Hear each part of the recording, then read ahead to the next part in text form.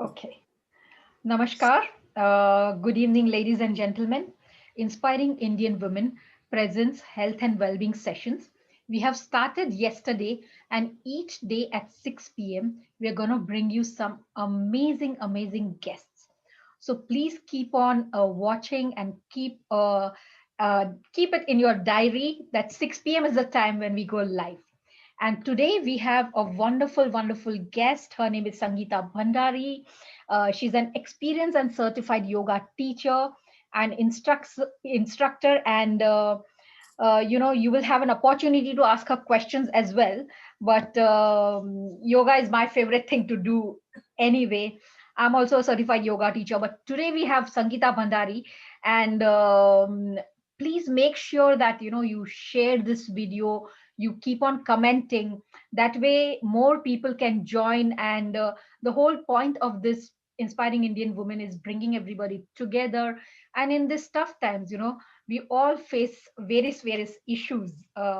It could be anxiety, it could be stress, it could be just going on too much pressure around. And I believe that yoga is the cure for everything. So we will bring you everyday wonderful guests. But today I welcome Sangeeta Bhandari, a yoga teacher.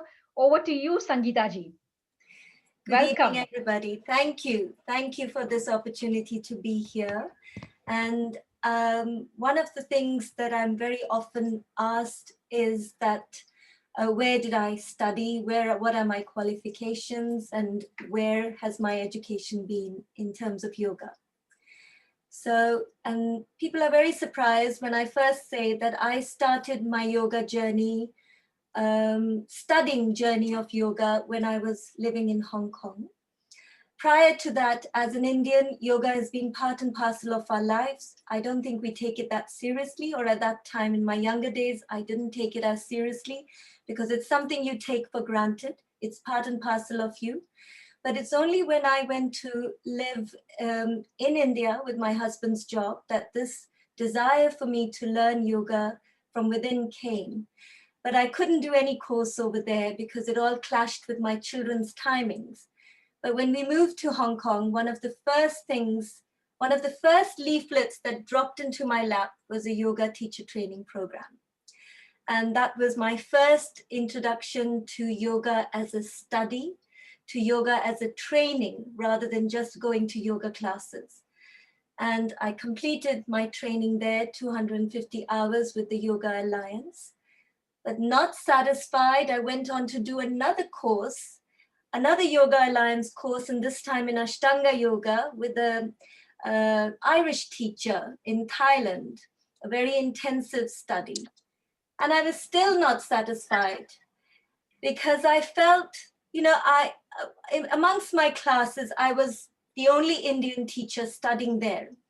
And I wasn't the most flexible. Every time a teacher had to pick someone to do a pose to demonstrate, it was never me.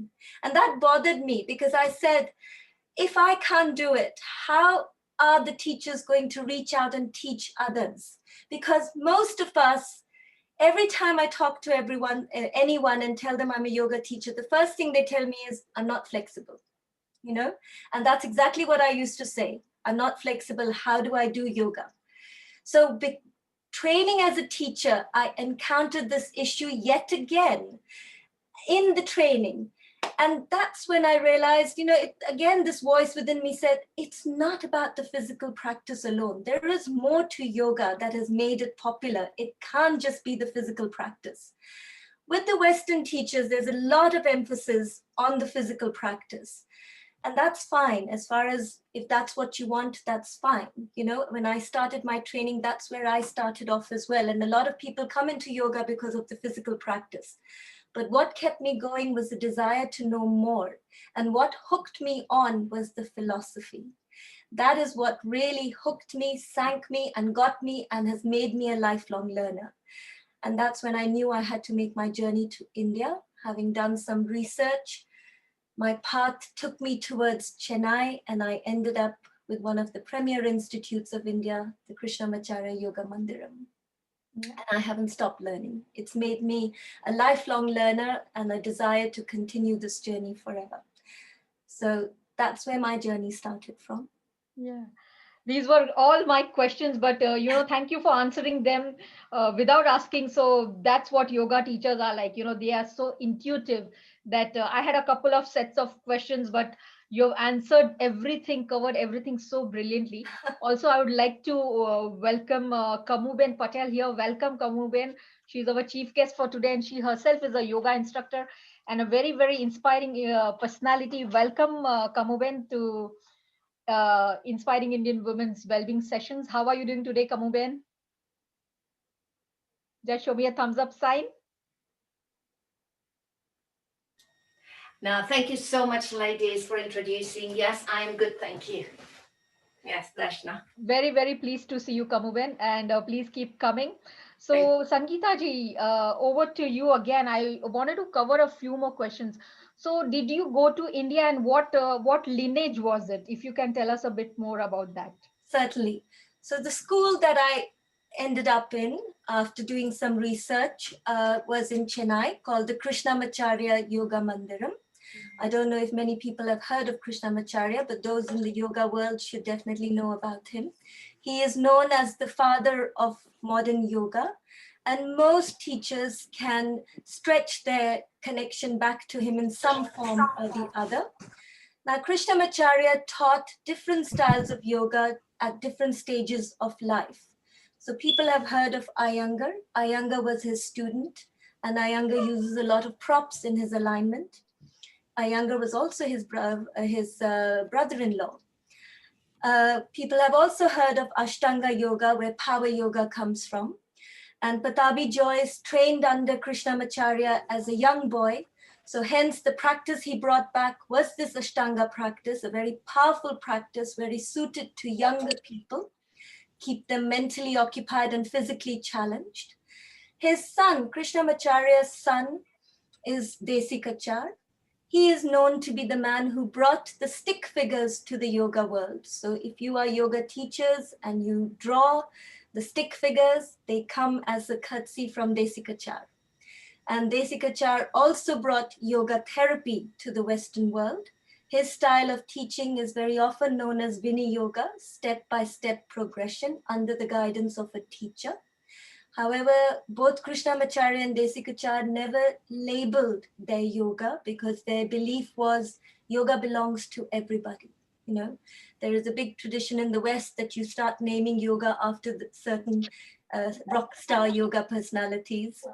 So Krishnamacharya never did that. And one more thing about this lineage was they are the first lineage that encouraged women to chant, because Krishnamacharya recognized if you had to keep this tradition going, you had to involve the women.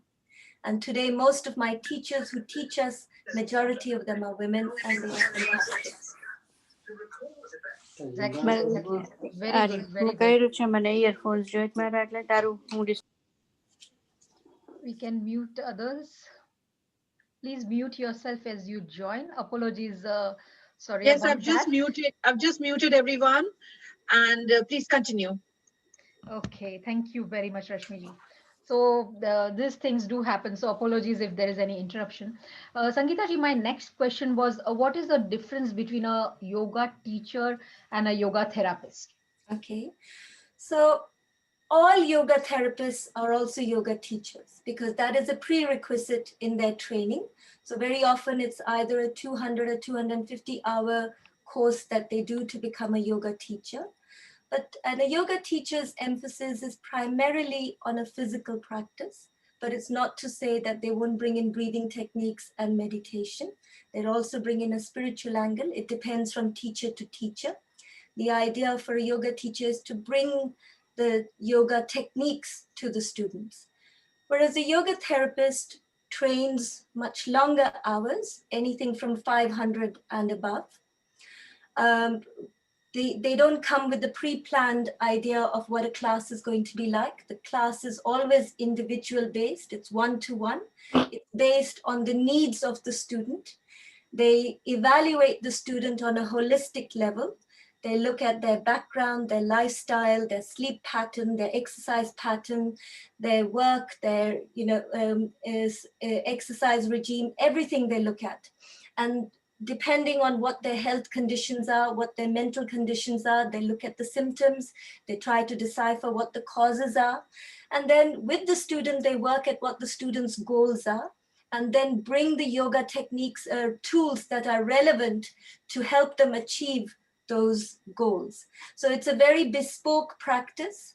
So for example, somebody may come into a general fitness class thinking yoga is going to help them, and they may have a back problem, but actually they may realize that the back issues become worse because a general fitness class will not address a specific problem. No, a teacher may give modifications, they may offer all those things, but overall, in a group session, you cannot give that focus to one person. Whereas in a yoga therapy session, your goal is personalized towards that individual to deal with their needs and give them a practice that is relevant to their specific needs. And that's the prime difference. So yoga therapists also have to know medically, they need to understand some of the medical issues also. They're not medics, but they need to understand them. You know, just like a physiotherapist works, so a yoga therapist works, and they bring the element of breath into the practice that they give their student. Depending on what the student's issues are, they also bring relaxation at the mental level using yoga tools. So depending on the time a student have, they might give you 2 practices, one for daytime and one for evening. So it all depends on what the student comes with and what their needs are. Right. So would you say that healing happens when you, if you have any issue and you want to tackle maybe like a back problem, then healing happens through if you take yoga therapeutically? Definitely. You know, traditionally, yoga was always taught one-to-one. Because every day we are changing. Every day our thought processes are changing. What you thought yesterday is very different today, you know? So you went to your teacher was your holistic guide, you know? The teacher gave you a practice, you did that on a daily level. So if you look at the Yoga Sutras, there is not many sutras that are related to the asana at all, you know? I think there are only 2 sutras out of the 194 that relate to just asana practice. And you look at the weightage given to asana practice. You're today. talking about Maharishi Patanjali Yoga Sutra, yes, correct? I'm talking about the philosophy of yoga that comes from Patanjali's Yoga Sutras. But Yoga Sutras were compiled by Patanjali, but it wasn't exactly his ideas. It was ideas which were in the period at that time, which was already in the thought process. So healing begins when you are dealing with your issues at a bespoke level. I'm not saying that group classes don't have their place. Yes, when you have a general good level of fitness, group classes have their role to play. But if you have any specific physical or mental needs, then a one-to-one session is the best way to go forward. And would you say that all yoga styles are suitable for everybody, or is it like different styles for different people? The fact that we have different types of yoga is an indication that not everything is suitable to everyone. And again, I reiterate, we are different, our needs are different, our life journeys are different. So in my younger days, I did Ashtanga yoga, I did it daily, I enjoyed it, I loved it. Today, at this age in my life, I can't do Ashtanga yoga. I cannot do the full series. It's just not appropriate for me at this stage. This took me a while to understand. So whilst I was in Hong Kong, I was very fortunate to live near a yoga studio. And as I mentioned that my training started in Hong Kong, so I was still going for a lot of external classes. I was menopausal. I was going for hot yoga. I was going for power yoga. I was going for Ashtanga yoga. I was going for vinyasa flow. And I would come back and tell myself, why am I still so tired? Why don't I feel this relaxation? Why isn't this body, mind, spirit coming together? You know, it's only when I went to train in India and I appreciated that each stage of your life, you need to honor your body. You need to change your practice with the changing stages of your life. that I realized what I did in Hong Kong was not the correct practice for me. You may think you're sweating it out and you're giving your body exactly what you need, but no. So first of all, the awareness has to come that there are changes in the body. And then with those changes, you have to recognize what is your capacity, because yoga is not about trying hard. It's not about going in that zone of pain. It's about being comfortable in your practice, working to your capacity, feeling relaxed in that practice, not coming out feeling tired, feeling washed out, feeling drained. That means that is not the right yoga practice for you. So you really need to honor your body and choose the right practice for you. Correct. Very That nice. is why I tell my students, you should go try out different classes, see which teacher appeals to you, and then stay there. And that doesn't mean that's the end of the journey, because as you change, your needs change, you might then have to change and go to another teacher if you're not getting what you need from this teacher. Because each teacher tries to give their best, but you are at a different journey. So you need to find the right teacher for you at the right journey for you.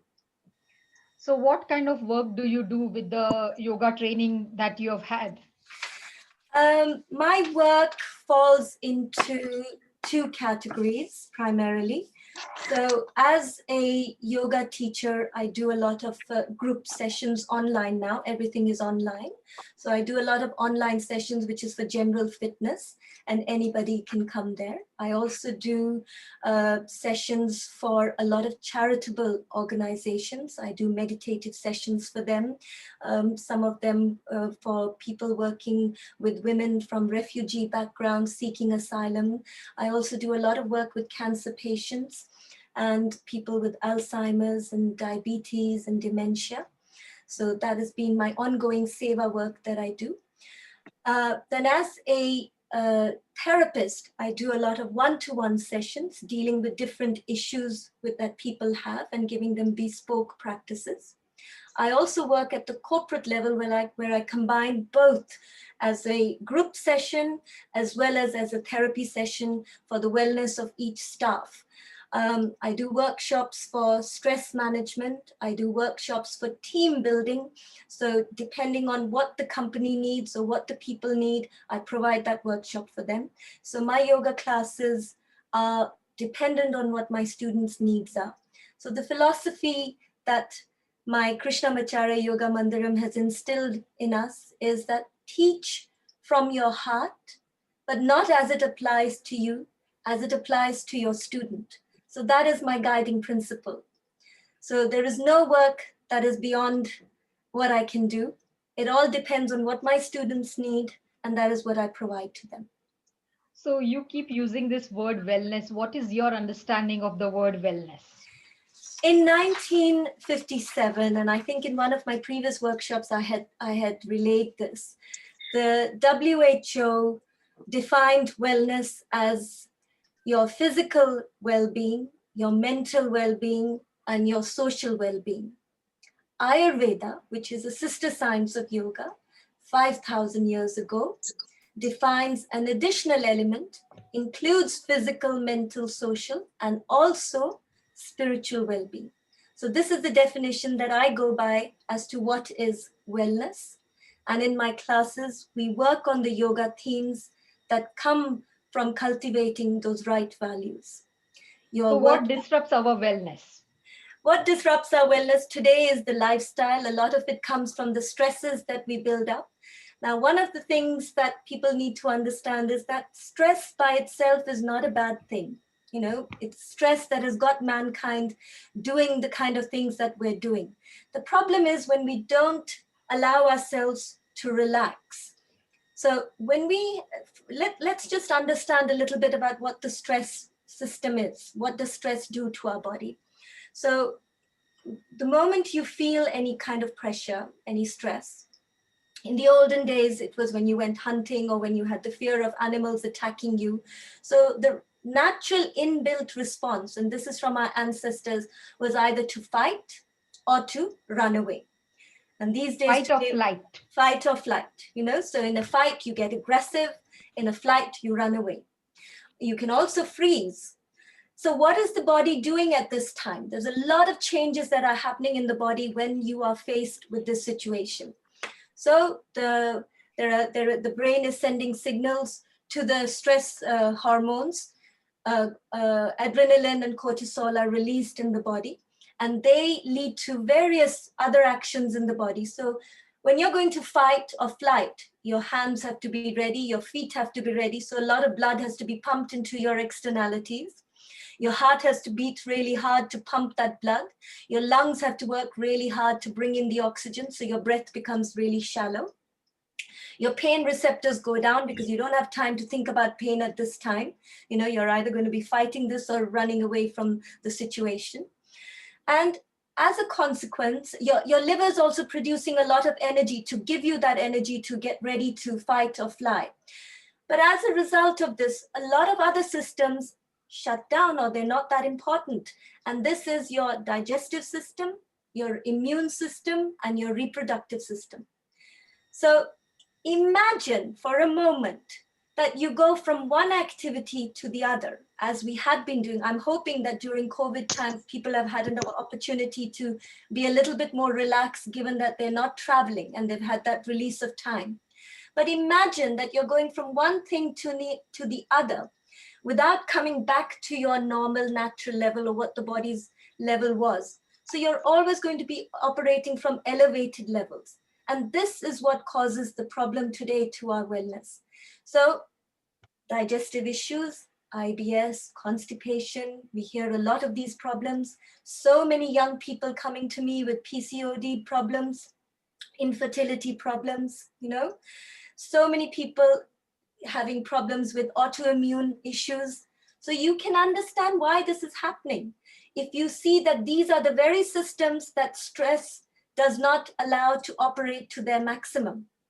So it is really, really important that we give ourselves this downtime, which is why, as you mentioned earlier, that yoga is the perfect antidote, because it looks after not just your body.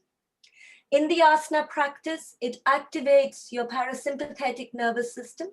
The stress response is activating your sympathetic nervous system. So it balances your internal system out. You know, it brings that activity, that relaxation to your stomach, to everywhere. These aches and pains in our body that we get is again because of the blood going only to certain parts. So yoga relaxes all your systems internally. It gives you a breathing practice that again activates the relaxation response in your body. Sorry, just 1 minute. Somebody is asking that, yes, we are going to do yoga. So if you just bear with us for few minutes, if you can stay with us, that would be really, really great. So Sangeeta ji, I wanted to ask you that from whatever you're saying, I understand that yoga helps in overall well-being. Am I correct? Absolutely. So shall we go ahead and maybe you can teach a bit of yoga to us? Certainly, it'll be my pleasure. So the practice that I'm going to do today is not a very physical practice. So when we come into a meditative practice, mindfulness is a term that is used very often, and it's often used distinct from yoga. Meditation, likewise, is often used distinct from yoga. But part and parcel of yoga is your meditative practice, is your breathing practice, is your asana practice, is the cultivation of right attitudes, okay? So I'm going to start off with a light asana practice, leading to a breathing practice, and then leading into a meditation, okay? We have a few minutes, so few minutes, let's be mindful of time. Yes. Okay. How much time do I have? Maybe at least, let's say 12 to 15 minutes. Oh, 12 to 15 minutes, okay. So sitting A comfortably. little bit here and there, not to worry too much. Okay, thank you. So if you can all just sit comfortably, sit cross-legged, sit up straight, or you can sit with your legs extended out. Take a few minutes here, sit up tall, chin lightly in, shoulders relaxed, eyes soft.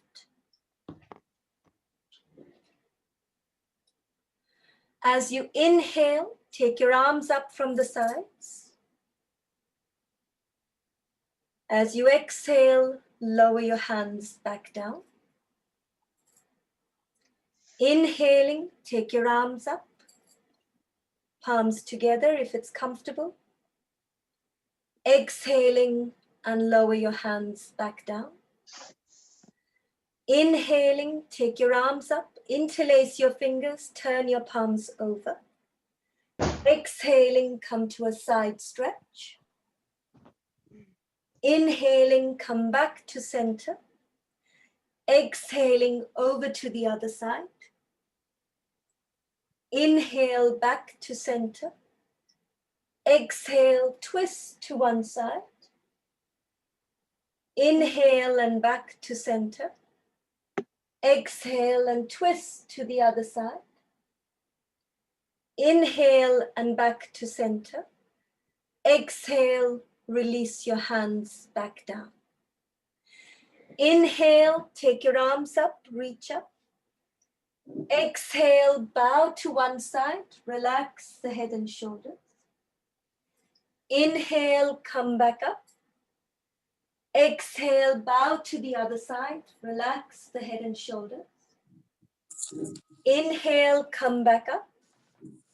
Exhale, bow forward, relax the head and shoulders. Inhale, come back up. And exhale, lower your hands down. Close your eyes. Bring your awareness to the flow of your breath. Notice your breath, allow it to settle. Bring your awareness to the tip of your nose and just notice the sensation that you feel as the breath flows in and out. Notice the temperature of the air. Notice the quality of your breath.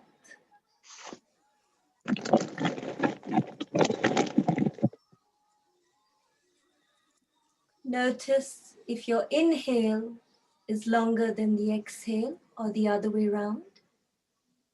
There are no right or wrong answers. It's just being comfortable in your own breath.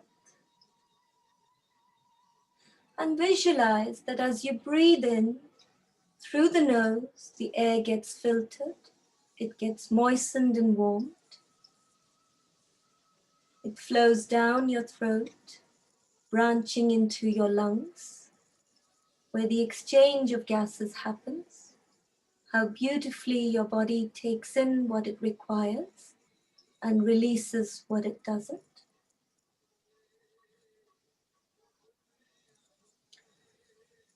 See if you can breathe in and out through the nose. If that is a challenge, then breathe in through the nose. And as you breathe out, just slightly part your lips. Otherwise, try to breathe in and out through the nose.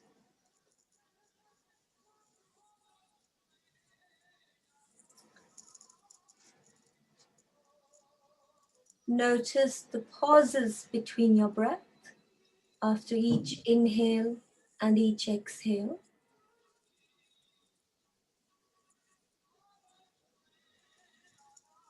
As your breath becomes comfortable, bring your hands to rest on your belly. And as you breathe in, allow your belly to lift. As you breathe out, let the belly go back in towards the spine. Very often we're breathing in the opposite way. So make sure the tummy rises as you breathe in and the tummy falls as you breathe out.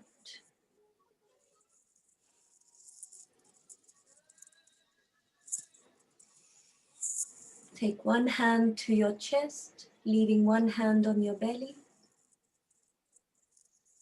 Now when you breathe in, notice how the chest lifts and the tummy rises, feeling that expansion. And as you breathe out, the tummy goes in and the chest relaxes.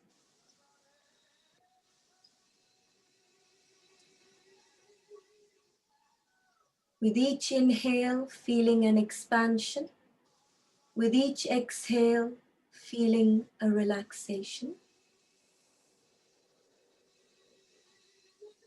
See if you can begin to breathe in through the nose, into the chest and into the belly,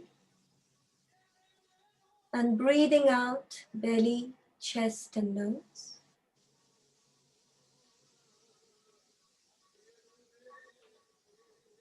Take a few breaths in this way. Breathing in, nose, chest and belly. Breathing out, belly, chest and nose.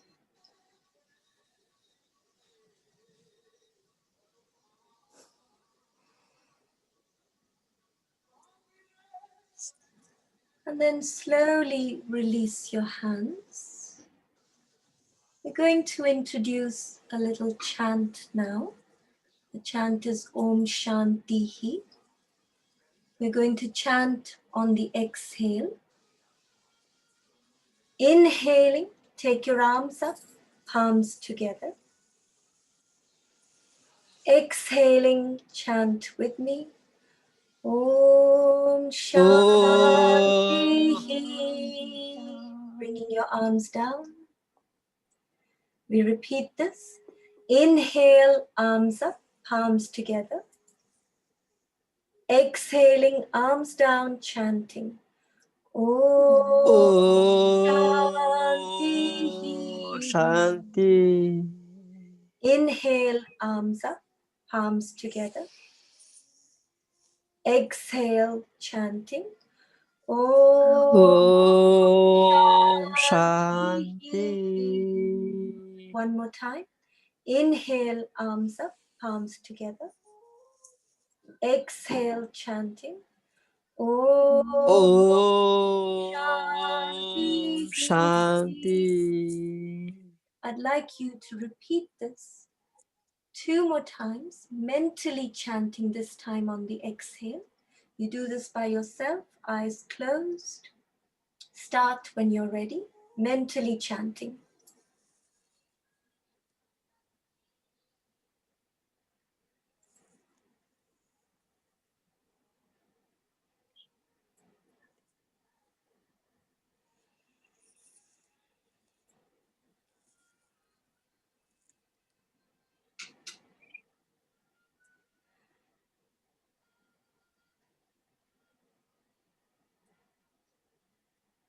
As you finish, bring your hands to rest on the top of your head. So we're going to chant each syllable and we're going to move our hands. So if I can just demonstrate first. So I chant Om and I take my hands to my shoulders. Om. Shanti, I take my hands to the outer edges to my hips. Shanti. Om, I take my hands along my thighs to touch my knees. Om. Shanti, I touch my feet. So in this way, we're going to just bring this visualization of peace to each part of our body. So beginning with your hands to your head, eyes closed. Om. Hands to shoulders. Shanti. Hands to hips. Om. Hands to knees. Shanti. To feet. Again. Hands to head. Om. Shanti. Om. Shanti. One more time. Om. Shanti. Om. Shanti. Now we bring our hands out. As you chant, you then bring your hands to your heart center, visualizing you're bringing this peace to your heart. Om Shanti. Shanti. 3 more times. Om Om Shanti. Shanti. Om Om Shanti. Shanti. Om Om Shanti. Shanti. Let us now send this peace to all beings everywhere. As we chant, we're going to take our arms out to the sides as wide as we can. So begin with your hands to your heart. Om Om Shanti. Shanti. Om Om Shanti. Shanti. Om Om Shanti. Shanti. One more time. Om Om Shanti. Shanti. Bring your hands to rest on your thighs. Close your eyes. And just bring your attention to how you feel, observing your breath.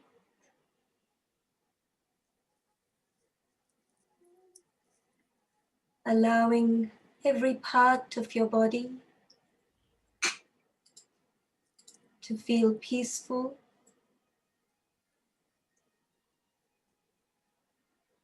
If there is any tension or tightness anywhere, guide your breath and on the exhale, mentally chant Om Shanti.